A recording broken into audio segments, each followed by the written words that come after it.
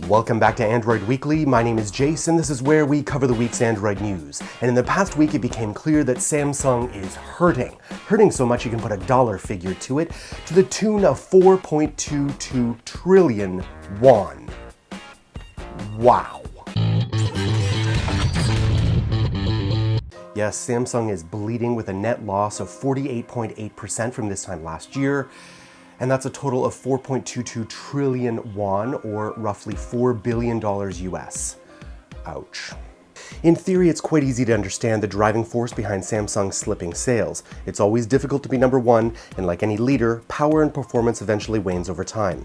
Samsung is especially noticing declining market share in China, India, Thailand, and the Philippines. Now, these are markets where companies like Xiaomi, Lenovo, and Huawei work exceptionally well due to their low-cost upfront pricing. Now, Samsung seems to recognize their failings and gave us a hopeful response, albeit a little cryptic. Senior Vice President at Samsung Mobile's communication business said, quote, "We will fundamentally reform our product portfolio." Now, is this just a well-crafted PR response, or will Samsung actually start to reduce feature creep in their phones and maybe reduce the amount of phones they produce? We can be hopeful.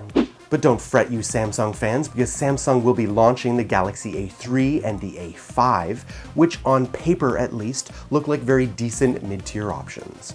Both the Galaxy A3 and the Galaxy A5 are designed in a similar fashion, but the A5 is clearly the larger and more powerful device of the two.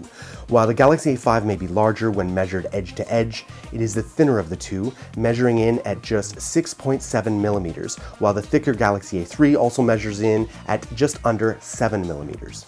Now, both the A5 and the A3 will come packing a 1.2 GHz quad-core processor, 4G connectivity, and include Galaxy line-specific features, including the ultra power-saving mode, private mode, and multi-screen.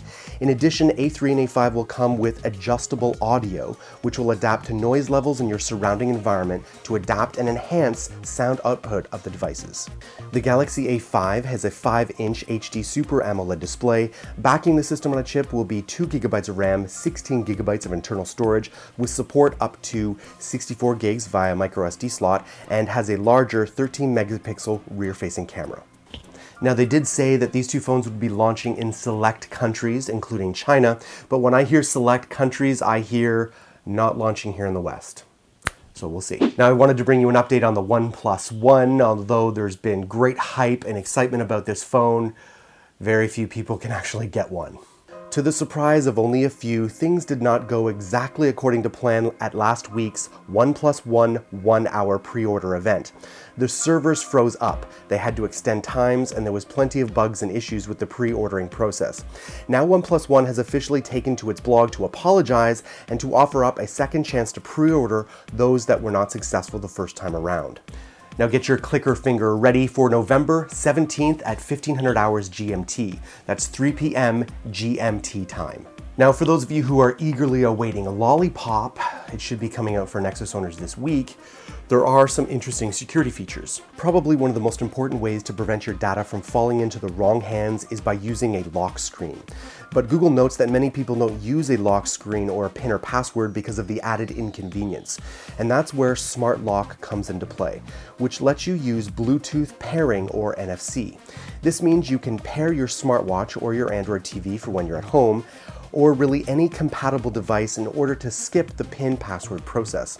There is also a new and improved face unlock experience that Google says is much more advanced and secure than previous face detection screen unlock methods. Thanks for watching Android Army. My name is Jayce. Love to connect with you right here on Google Plus or Twitter. You don't have to forget about my brothers in Android, Josh, Joe, and the Tech Ninja, Kevin, Lon, and Chris, all working really hard to deliver the best Android content on the web.